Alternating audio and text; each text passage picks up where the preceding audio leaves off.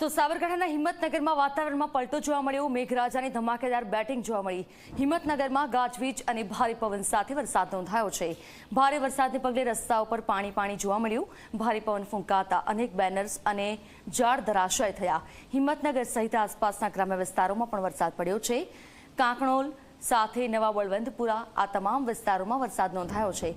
ભારે પવન ફૂંકાતા અનેક જગ્યાએ વીજળી પણ ખોરવાઈ છે। સંવાદદાતા શૈલેષ અમારી સાથે ફોન લાઈન પર જોડાયા છે। શૈલેષ, હિંમતનગર વિસ્તારમાં અને આસપાસના ગ્રામ્ય વિસ્તારોમાં પણ વરસાદ પડ્યો છે। ક્યાં કેટલો વરસાદ પડ્યો, અત્યારે કયા પ્રકારની પરિસ્થિતિ છે?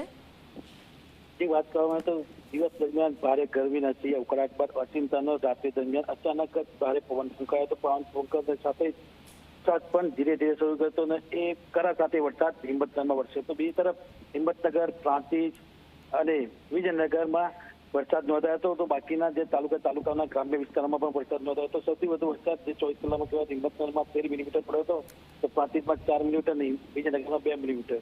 વરસાદના વાવાઝોડાના કારણે જે ઝાડ ધરાશાયી થયા હતા, ઉપરાંત બેનરો પણ પડી ગયા હતા, જેને લઈને વીજળી પણ ડૂલ થઈ ગઈ હતી। હિંમતનગર વિસ્તારમાં અને આસપાસના વિસ્તારમાં પણ વીજળી ડૂલ થવાના બનાવો સામે આવ્યા હતા।